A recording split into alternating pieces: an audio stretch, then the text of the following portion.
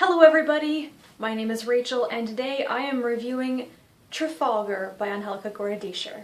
Gorodischer is an Argentinian writer of science fiction and fantasy, and this is her second book to be published in English. Trafalgar was originally published in 1979 in Spanish, and it was translated into English by Amalia Gladhart in 2013, and this edition is published by Small Beer Press. If you've read Culpa Imperial, her other book translated in English, then yes, the writing style and the structure carry over into Trafalgar, but Trafalgar is more modern day. It definitely feels like it was set in 1970s or 1980s Argentina. It's actually set in Rosario, which is the city in Argentina where Gorodischer lives.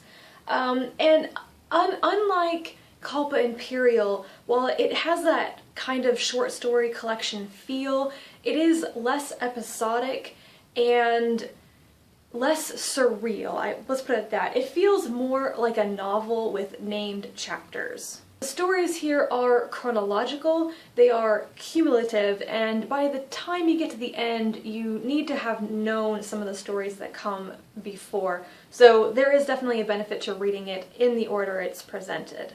The stories in this book are held together by the person of Trafalgar Medrano. He says he is an intergalactic salesman and he tells stories about his trips to the stars. Does this sound trippy?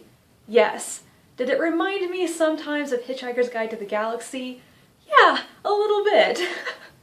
Trafalgar's intergalactic adventures are a little Douglas Adams in parts. He sells lanterns on Anandaha A and tractors on Aikien. And he's always kind of in a Star Trek Captain Kirky way, running into the bombshell blonde female aliens, and which was just so hilarious to me for some reason.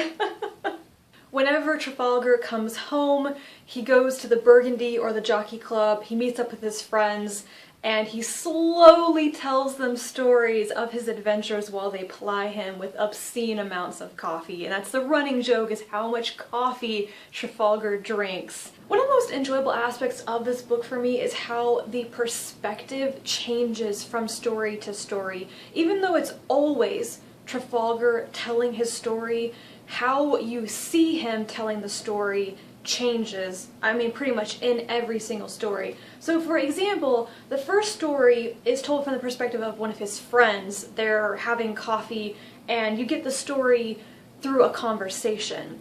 Later on, Gorodischer kind of inserts herself as a character, as a first-person narrator, and is having conversations with Trafalgar. At one point, she jokingly tells him she's going to write his memoirs.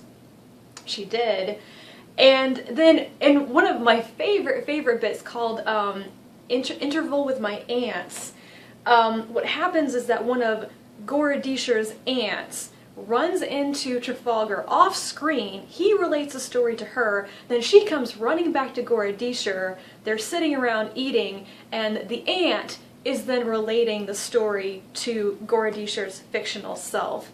And that's a very roundabout way of telling the story, but it was very entertaining and it was one of my favorite stories in the entire book. Gorodischer does treat Trafalgar like he's a real person. One of the first things in the book is a who's who entry that tells you when he was born, who his parents were, where he lives, what he does, who his favorite authors are, and who his friends are. And she name drops Le Guin as one of his favorite authors and herself as one of his friends, which is such a fun way of doing it. I'm actually really curious if there is somebody in her life like Trafalgar, or if she just made that all up.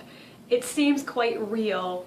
It seems like she's the kind of person who would have some dude in her life who says he travels to space and meets aliens. Trafalgar is only Gorodischer's second book to be translated into English.